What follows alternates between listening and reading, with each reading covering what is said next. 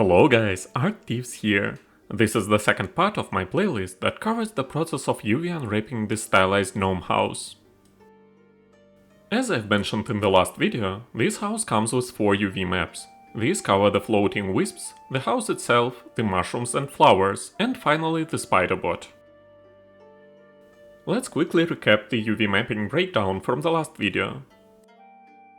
First we have a tiny map dedicated solely to those glowing wisp spheres. They are sharing overlapping UVs since they all use the same emission texture.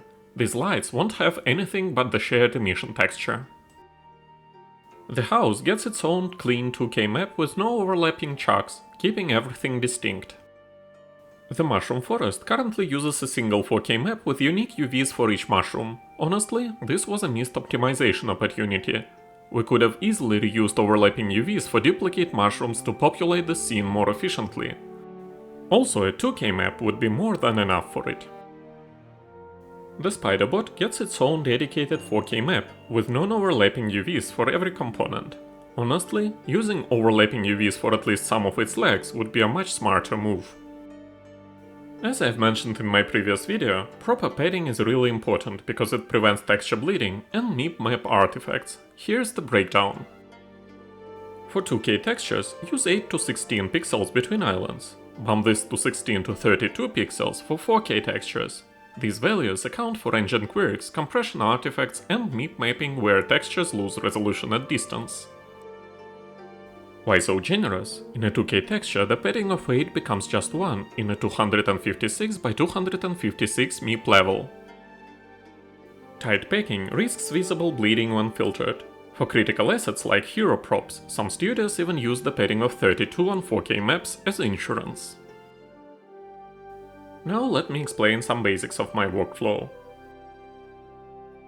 First, I clean up the remaining smoothing groups in 3ds Max, then split my UVs based on that existing smoothing data. I also normalize the UVs to ensure consistent dimensions across all shells. This prevents weird seams and texture artifacts down the line. Next, I bring the model into Rizom UV to add the remaining seams. Here we have a choice: either place them where they will be less visible to the viewer, or position them where they will be more practical for texturing later. When using procedural materials or hand painting your models, you might find scenarios where seams simply don't matter. They may become completely invisible in the final result. In these cases, the only real consideration is making sure your UV chunks are properly normalized for consistent textile density.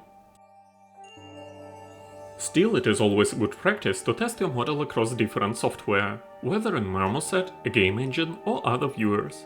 This ensures your seams stay truly invisible everywhere, not just in Substance Painter.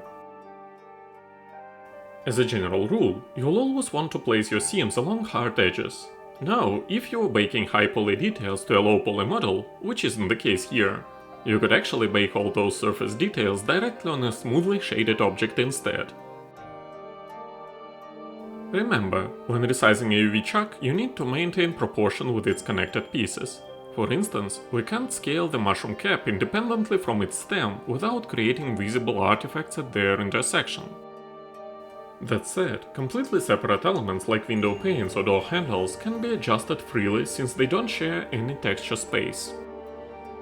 I straighten all UV edges that should form clean, straight lines, like window frames, walls or rectangular objects, but I intentionally leave conical shapes intact with their natural curvature. Here's why. Forcing cones into perfect straight lines would actually distort their texture mapping, making patterns look unnaturally stretched or warped when applied. After using auto packing, always refine your UVs manually. Reduce less visible elements to free up space, while enlarging areas that need crisp details. The key is to pack efficiently. Use every available pixel across your UV maps without wasting any blank spaces. Always align your UV shells thoughtfully, maintaining consistent patterns across related elements. This becomes especially important when using materials with linear gradients. You'll want all affected shells positioned close together and aligned to the same axis in UV space to ensure seamless transitions. This video combines two different recording sessions for the best results. In the first session, you will see me unwrap the mushroom house and dye flowers separately. This version made the final cut because the UV work here is significantly cleaner. The second part demonstrates a more experimental approach, packing all mushrooms and flowers onto a single 4K map, primarily to show alternative workflow possibilities. Actually, I think this is everything I wanted to mention today. I'll leave you here to watch the rest of the video. If my videos are of use to you, be my guest and subscribe to my channel for more stylized content. And most importantly, have a great day!